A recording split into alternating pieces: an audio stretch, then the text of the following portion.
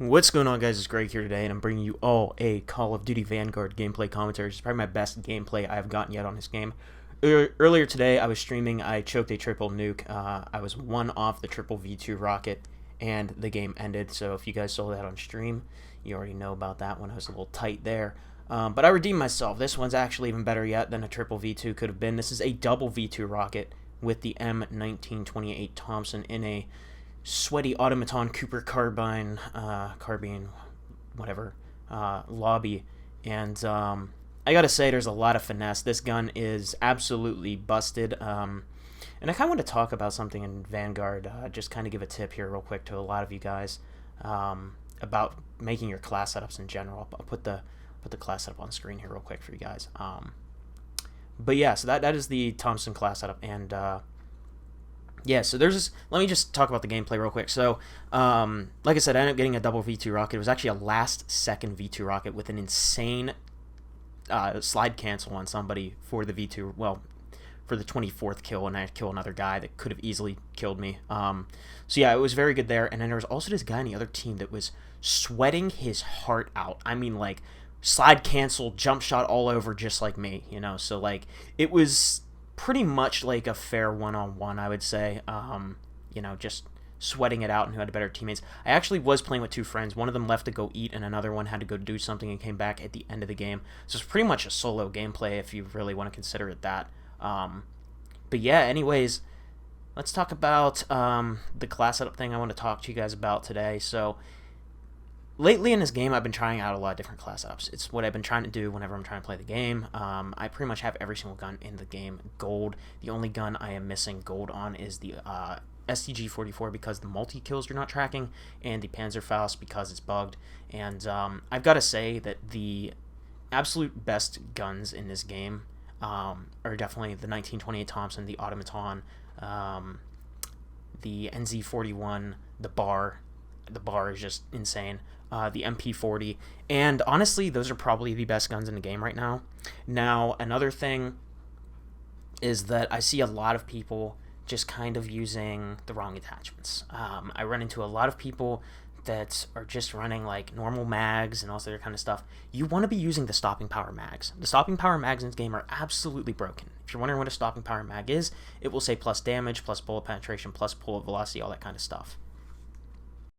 And the reason these are so broken is because they stack with headshot multipliers. Like, if you get let's say it turns it in from a 4-shot kill to the body to a 3-shot kill to the body, I'm pretty sure it still stacks with the head, and you can get like 2-shot headshots, or, I mean, even then, you don't really have to hit headshots, right, to lower your bullets to kill. So, and the trade-offs at the current state of the game are pretty much negligent because let's just say, for example, the Thompson here, right? It lowers the fire rate, right? It increases the recoil by a ton, but it lowers the fire rate. So that really like counters the recoil that it adds. And I think that's a problem with a lot of the guns in this game, is that the recoil that it's supposed to add gets countered by the fact that it lowers the fire rate. So it's actually easier to control the gun than if you didn't run these attachments. So it turns this game from a fairly balanced game that has actually a pretty similar time to kill as Cold War to a game that has a faster time to kill than Modern Warfare 2019, almost as fast as I'd say like Modern Warfare 2. And I honestly feel that if you are not running these magazines, then you are at a severe disadvantage, and that is why so many people might feel like they're aimbotting you, or, you know, they might be cheating or whatnot. They're just killing you way faster than you can be killing enemies. If you are not running these magazines, you are doing yourself something that you shouldn't be doing to yourself, because it just is disgustingly broken. And like I said, I'm going to recommend every single gun in the game that you have these available, run them. Never, and I mean never, run a mag that lowers damage, lowers bullet velocity, bullet penetration, because those are going to make it so you have one more bullet to kill. And for whatever reason, they seem to actually like increase your recoil, right? Because the fire rate's increased, but it's supposed to decrease your recoil. So it feels like the mags actually work backwards, and I think they're bugged, and they're probably eventually going to get nerfed. If they don't, then I really don't know what Sledgehammer Games is going for with this. But like, everybody that, you know, is sweating on this game is using maximum damage on their gun. And not only is there, attachments that are magazines, you got to watch out for barrels. Barrels also have damage increasing stats. You don't want to use something that's going to increase headshot damage but decrease body shot damage, because the majority of time in Call of Duty, it's a fast-paced arcade shooter, you're going to be shooting people in the body a lot because people are going to be jumping and sliding, and it's going to be harder to hit heads.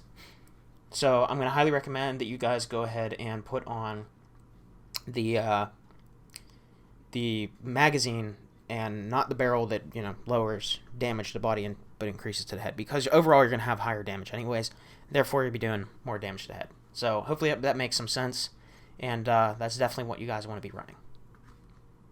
Another thing I want to talk about is movement. Movement in this game has actually been kind of one of my favorite things about the game. It's a little bit toned down of Modern Warfare, where Modern Warfare could really spam it. This game, you kind of really got to think about it when you want to use it. And that's also been my biggest issue with the game right now, is that I haven't really been adapting to that, because I've still been playing Warzone on the side, and, well, as you guys know, Warzone has the same movement as Modern Warfare still. I thought it was going to move over to the Vanguard movement, but it didn't. So whenever I come back to Vanguard from Warzone, my movement, I just want to spam it like it's Modern Warfare, and I dead slide a lot. And if you guys are dead sliding a lot in this game, the thing is, you can't really spam your slide cancels around. They don't want you doing that. They don't want you spamming your bunny hops around. They don't want you really spamming your movement. They want it to be more of a tactical thing where, you got to get out of a gunfight, you slide, or maybe you want to engage a gunfight because someone's, sitting on a head glitch, or they're playing passive and you want to try to break their camera, then you can go ahead and hit a slide cancel. But you can't hit 3 slide cancels in a row consistently, I should say, if you're going to do that. And while it is still possible, it's just you can't do it consistently, and that is the problem. Well, it's not really a problem. I think it's a balancing thing. So it really kind of penalizes you if you're going to be spamming your movement. You got to really think about it, and when you want to use it. You guys can see in this gameplay, perfect example, I get a lot of dead slides because this morning I was playing Warzone, and whenever I came back over to Vanguard multiplayer, of course I was just trying to play the game like it was Modern Warfare 19. So what are some ways around this? Well, one, you want to do longer slides. And a longer slide is basically you just don't cancel it. You just let it slide out almost the whole way before you cancel it. That seems to regenerate the delay before you can go ahead and cancel again. Another thing is whenever you're cameraing someone, it works the same way as Modern Warfare 19, where you can hit the B-hop, like the double B-hop. You can still do that move, which is very effective in this game, and I do it quite often. But overall, I think the movement in this game a lot of people have yet to master, because it's just kind of... It's just different than Modern Warfare. It's the same, but it's different because the delays are different. So I really recommend that you guys keep that a mental note in your head while you're playing, and trying to make sure that you guys are thinking about that while you're playing. Is you gotta, don't overdo your movement, right? Don't try to be too fancy with it. Make it effective. Use it smart, and you guys will come out on top. Now, the last thing that I want to talk about, some tips, and I know this one kind of goes over your head, and it kind of goes over my head a lot too, or maybe you guys think about it actively a lot while you're playing. But what it is you kind of want to go around cover to cover. And a lot of the times in this game, I just kind of sprint around like a headless chicken. I really want to play super aggressive because the time to kill is very fast. It's very satisfying to chain a lot of kills together. But that's not really the most effective way to play this game.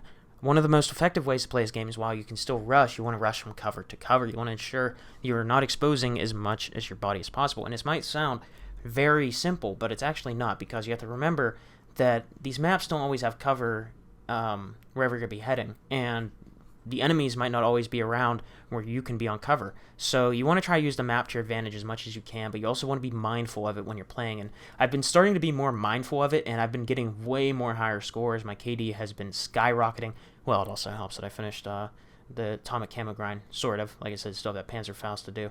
But it definitely helps out whenever you're being mindful of how much you're exposing your body, and whenever you're sliding to cover or posting up on cover to get kills. It really just overall helps you out in your gameplay, and I promise you guys that you will see massive improvements in your gameplay and your overall KD, scores, wins, everything if you start using cover, because you're going to get more kill streaks. It's going to lead you to more wins. It's going to lead you to more kills, and you're overall going to improve as a player as you continue to abuse more covers. You're kind of just sprinting around in the open of the map. I mean, there's blitz in this game. There's assault. I believe this was an assault domination match. Don't quote me on that. It might have been blitz. I don't remember.